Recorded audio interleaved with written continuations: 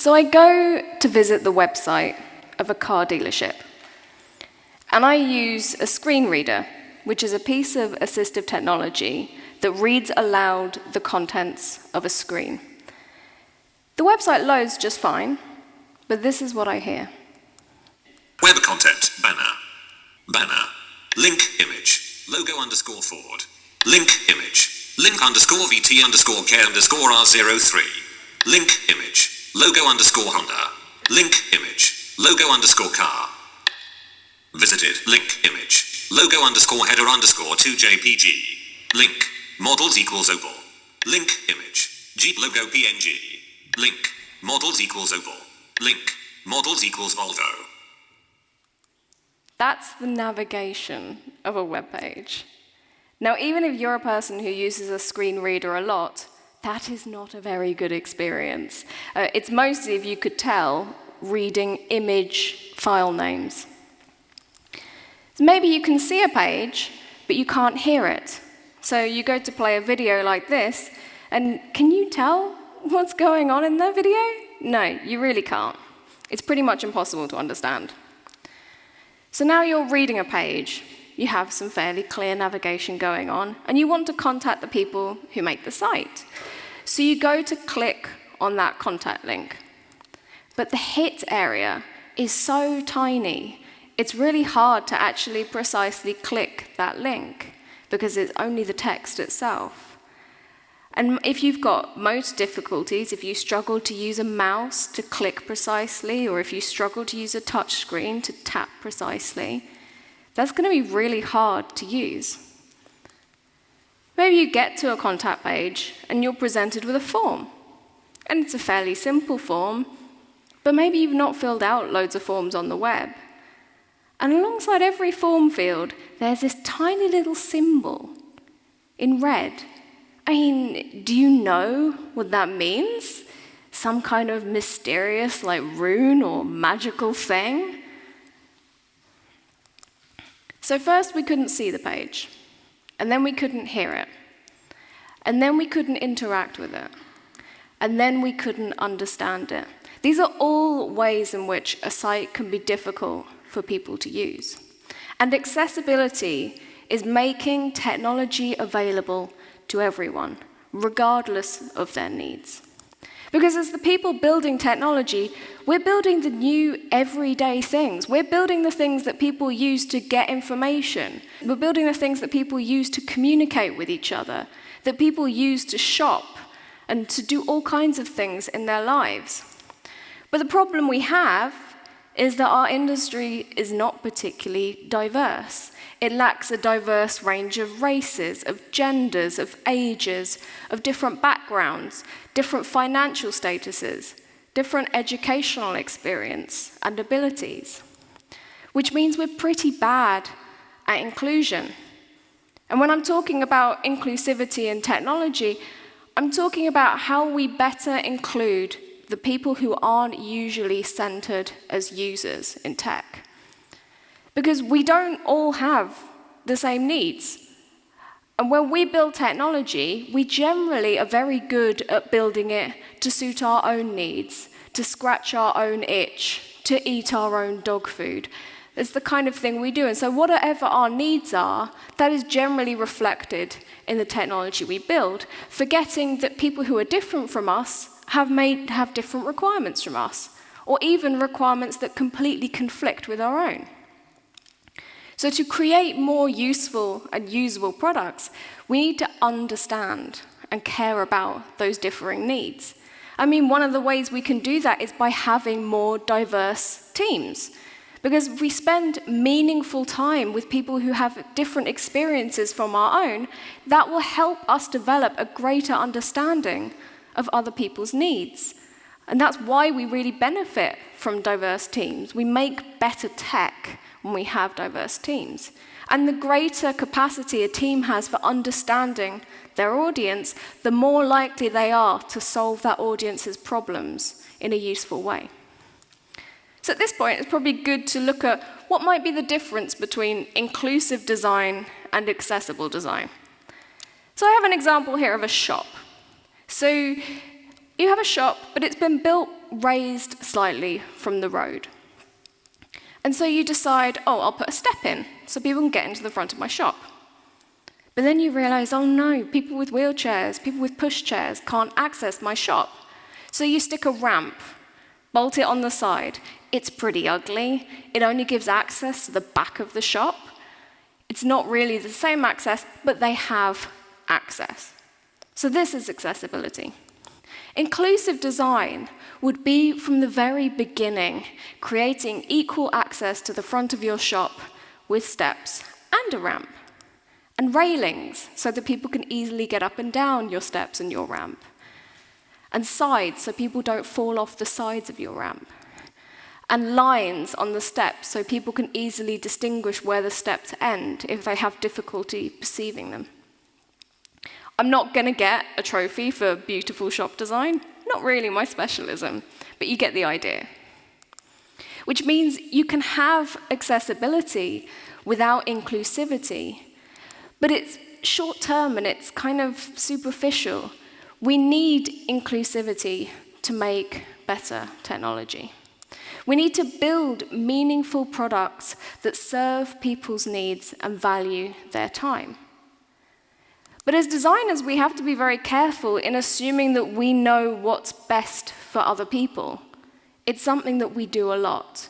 We think that design is so great that you could throw any problem at us and we would be able to design it much better than everybody else. This is a big issue in the tech industry. And the problem is, if you believe what's best for other people and you impose your solution upon them, it can result in quite a patronizing and often incorrect kind of solution. And this we could refer to as being colonial design. And I mean, if there's any Dutch people in here, I mean, I'm British, we're very well aware of the problems with going into other countries and imposing what we believe on them. So what makes inclusive design? There are 4 broad parameters we must consider when trying to make our technology more inclusive. Make it easy to see. That's accommodating visual needs. Make it easy to hear. Accommodate auditory needs. Make it easy to interact. Accommodate motor needs. And make it easy to understand. Accommodate cognitive needs. And usually this just starts with the content or with the interface. Unless the content itself is accessible, nothing is accessible. And one of the ways we can make content more accessible is when we're starting out creating inclusive content. We can just use alternatives. If there's a particular format that a person can't access, give them another option. Give them the choice to use something different. This is an example from my book. So I did this lovely little page, and at the top, it's got a set of images that shows how people with different forms of color blindness might perceive this photo of a kingfisher. And it looks really pretty.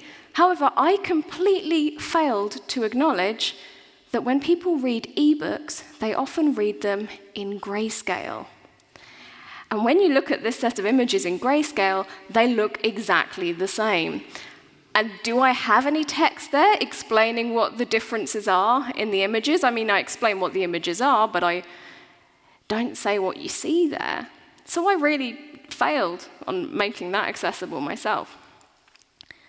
Honestly, your content may already be inclusive, because if you already care about usability, and a lot of us do already care about things like usability and experience design, then you may already have inclusive content.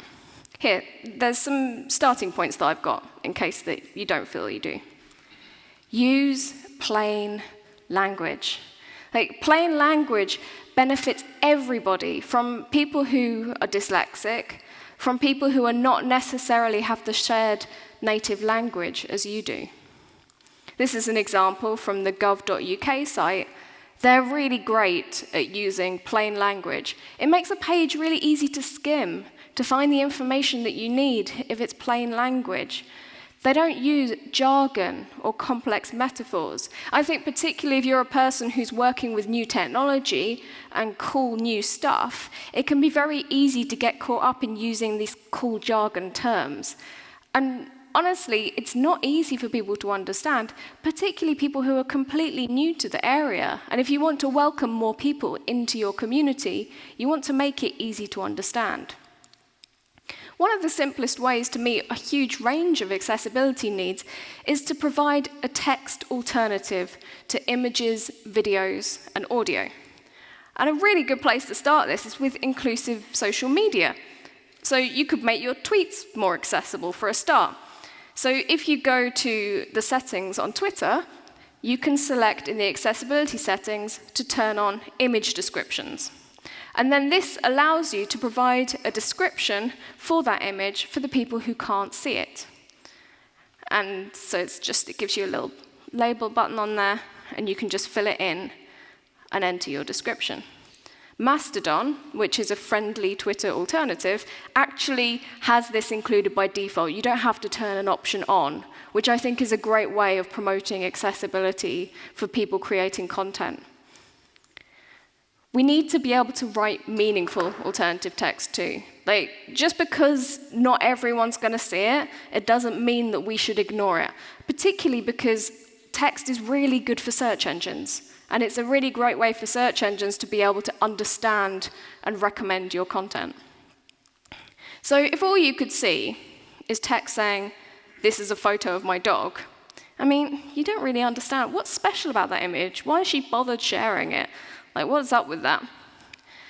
However, if you saw the text, "My dog pressed up against the dog barrier in the car, his tongue hanging out the side of his mouth," you start to get the idea of why that image might be funny looking.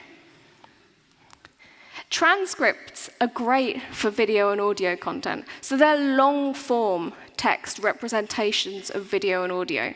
So here's an example from the Shop Talk podcast. And what's great is that transcripts can actually provide extra benefit over the audio itself. Because what if you've got 3 blokes who have very similar accents speaking?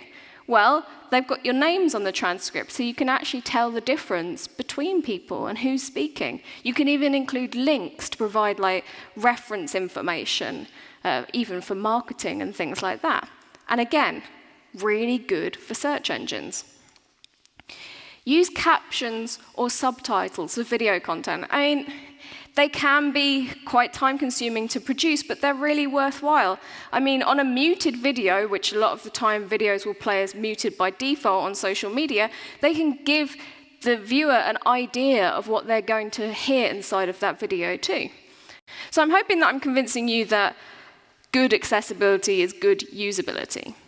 Now, one of the things that I hear a lot is that accessible technology can't be beautiful, that accessible is ugly. The thing is, aesthetics are a part of usability, and I'm talking about aesthetics as design, not aesthetics as decoration, adding it on to make something look pretty.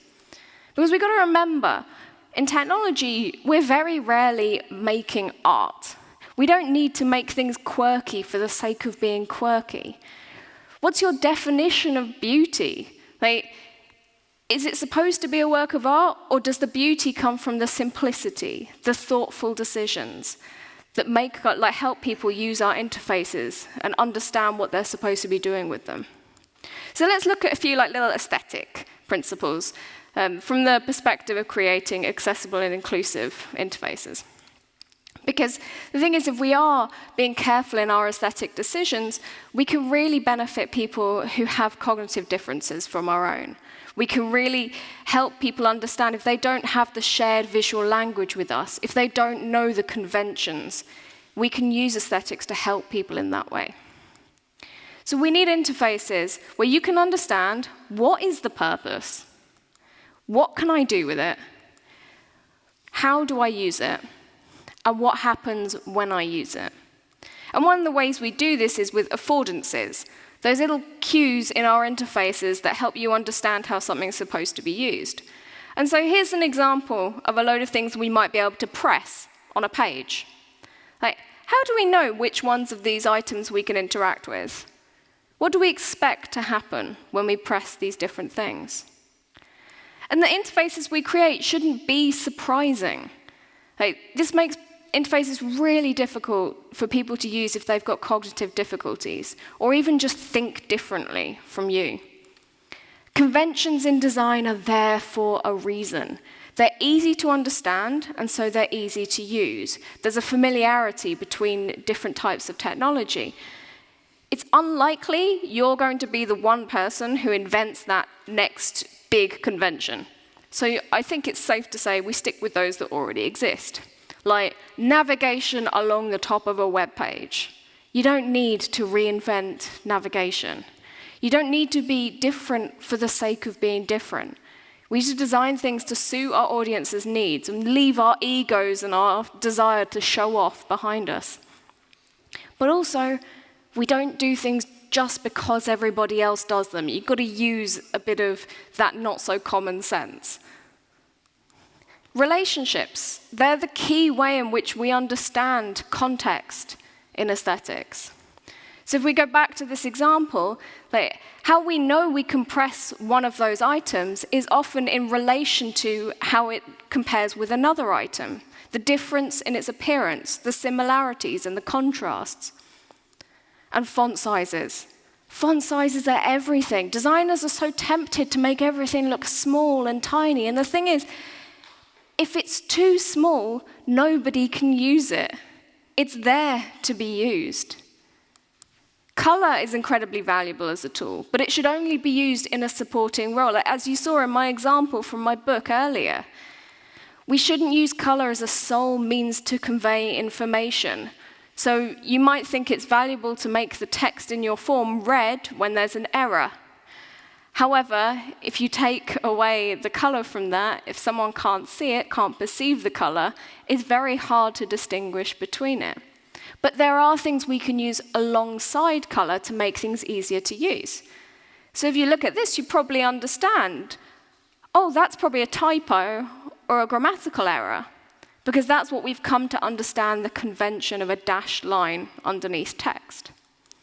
And high contrast makes an enormous difference. That contrast between the background and the foreground text. So it's readable for people with a whole variety of visual-related needs. So it could be someone who's colorblind. It could be someone who has a lack of clarity in their vision.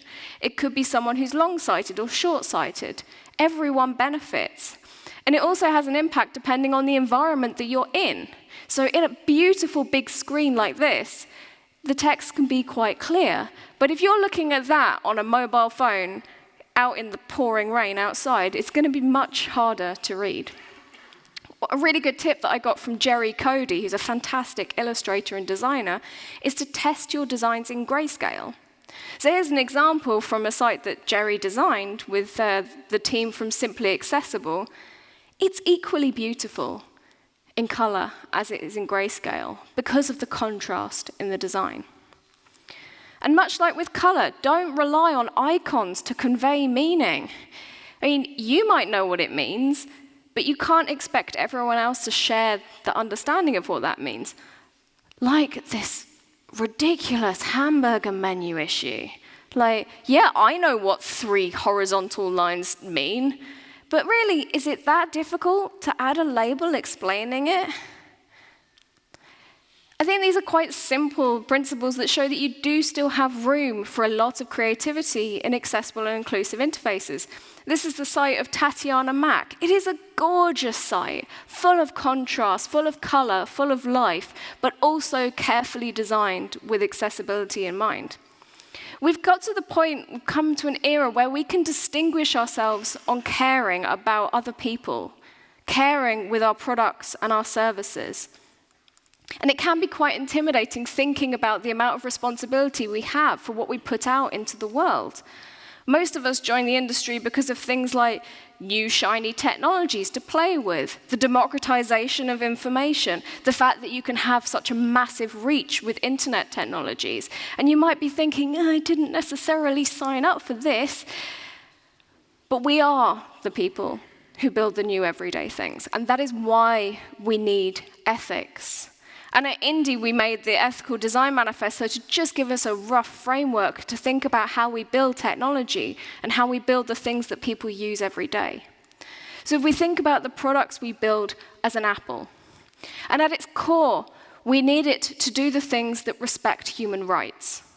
And then we can move on to thinking about the flesh of our product. These are all the things that make it usable. And those are the things that respect human effort. And then we can go on to focus on that shiny, beautiful exterior. These are the fun parts that respect human experience. And once we have achieved all of these goals, only then can we have truly ethical design. And the thing is, in the industry as it is today, a lot of the time we create things that have that beautiful, shiny experience, but unfortunately the inside does not respect human rights, and the core is rotten. We're building superficial products. A rotten core is a sign of a misleading product, and you might make it fun and attractive, but it's decoration. It's not design. It's there to mask the product's unethical interior. And so the point of the products we build is really important. We need to build these ethical products for our own future, for us as individuals, but for our family, for our friends, for society as a whole. It's not always illegal to build unethical technology. I mean, it's not even illegal or considered discriminatory to build inaccessible products across a huge amount of the world. I mean, in the EU, yeah, it's considered discriminatory if you build inaccessible products. We're still in the early days of building internet technologies, but we've already gone too far. There's a little bit of regulation, but there's not very much telling us how we should and shouldn't be building products. We need to build it well for our own sake. Build it for your future self, who may have different needs. Build it for your friends, for your family, for your children. Let's make better technology. Thank you.